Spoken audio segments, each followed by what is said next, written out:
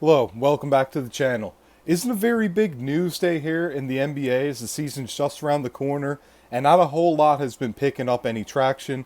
So we're going to talk about something that hasn't been talked about a lot but has been mentioned, and that's how Asor and Amen Thompson could become the best twins in NBA history.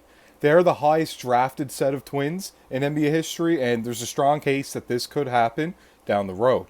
So we do have six other sets of twins, making them the seventh, of course, and they are Jason and Jaron Collins, Brooke and Robin Lopez, Markieff and Marcus Morris, Tom and Richard Van Arsdale. If you want to know his name, I can't say it here, but of course, and Caleb and Cody Martin to go along with Horace and Harvey Grant. So we're going to talk a little bit about each of those and get into the case where Asor and Amen could definitely surpass them based on their high draft stock. Asor and Amen, though, of course, it's high risk, high reward. They played with Overtime Elite. We don't know how to really judge that just yet, as I believe this is the first year we're getting players to just play in Overtime Elite coming in, and it'll take some time for us to really know if that's going to translate to the NBA game. So, without further ado, let's get into it. Marcus and Markieff Morris, drafted a little over 10 years ago there now, so they've been in the league lots of time. Markieff has struggled as of late over the past 5 or 6 seasons to stay in an NBA team with some consistency, and he is nowhere near the player that Marcus Morris is. Marcus Morris, obviously, with the birth of his child, changed his name to Marcus Morris Sr., and he has played on the Celtics and the Clippers and also the Suns, along with Markieff primarily playing for the Suns and the Wizards.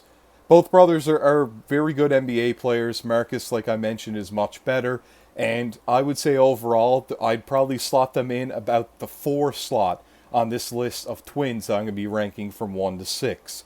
Great careers, no all-stars, just been on some good teams, and limited playoff success. Next, we have Jason and Jaron Collins.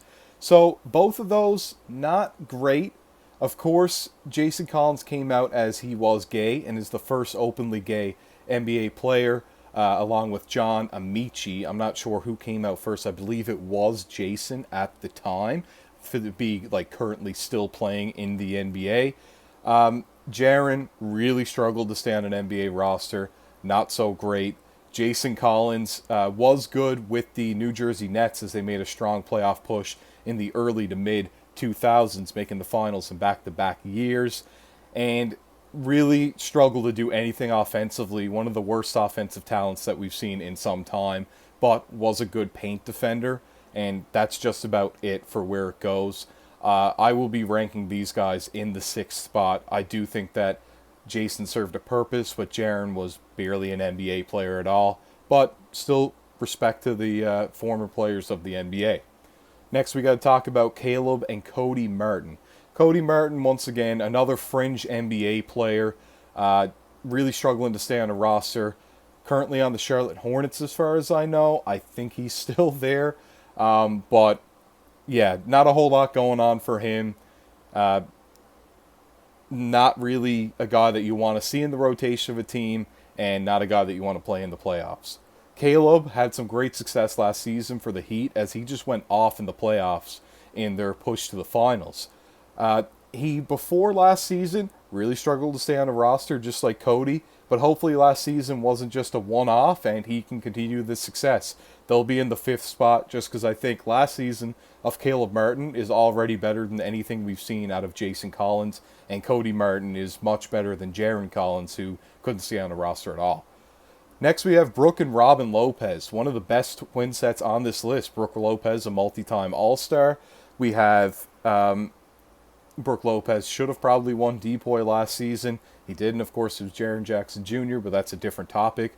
Was great for the Nets and completely transformed his game as soon as he made a couple pit stops and ended up with the Bucks, and now he's one of the greatest defensive players and three-point shooters for a big in the entire NBA. Robin Lopez has consistently been on teams as he is a journeyman, but he served a valuable part of every team that he's been on along the way, with the Suns, the Bulls, the Wizards, the Trailblazers, and now he was recently on the Bucks. He's been on the Cavs. all over the place for Robin Lopez, and also the New Orleans Hornets when they were the Hornets, not the Pelicans.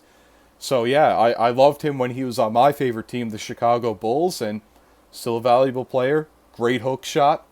They're a great set of twins. I'm going to put them in right now at the 3 slot. So next we got Horace and Harvey Grant. So it gets really tough here once we get to the top of this list because Horace Grant was a very, very good NBA player. Was on the Bulls in the early 90s when they went for the three-peat.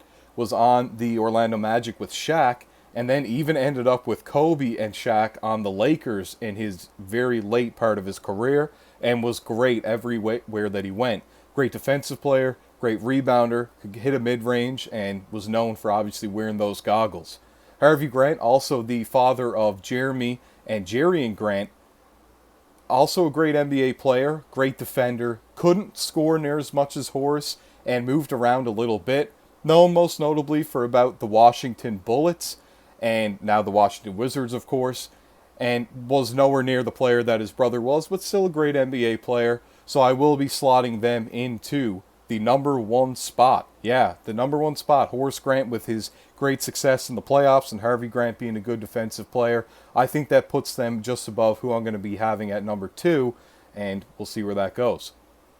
Tom Van Arsdale and Richard, of course, if you know his name, you know his name. Van Arsdale are in at number 2. You could argue them number 3 below the Lopez brothers, and that would be totally fair. Or you could argue them at number 1 just because of their individual resumes of points per game and box score numbers. However, I can't do that. I like that they both put up tremendous points, and they put up some great, great stats. However, Tom is the leader right now in games played and total points scored in the NBA without making the playoffs even for one game. Over 900 games played and over 14,000 career points, and he never made the playoffs. Most notably, he played for the Kings, and his brother Richard played for the Suns. Both of them 20-point per game scorers or just about, and great players in the NBA. They're about the most balanced that we've seen in a set of twins, and that will be the big competition for a men and a Soar, as they probably have the most similar play style to those guys that we've seen so far on this list. If a man and a Soar can develop more of a jump shot and keep the playmaking and athleticism going, I think they really got a chance to do it here. And who knows where they'll be in the near future. Might be an all-star coming up in a few years. Might be Rookie of the Year for one of them coming up this season. Who knows? It's completely open. Probably going to be Wembanyama, but you never know how it's going to turn out in this NBA season. I want to thank you all for watching up to this point. It's been Core Chronicles. Can't wait to see you next time.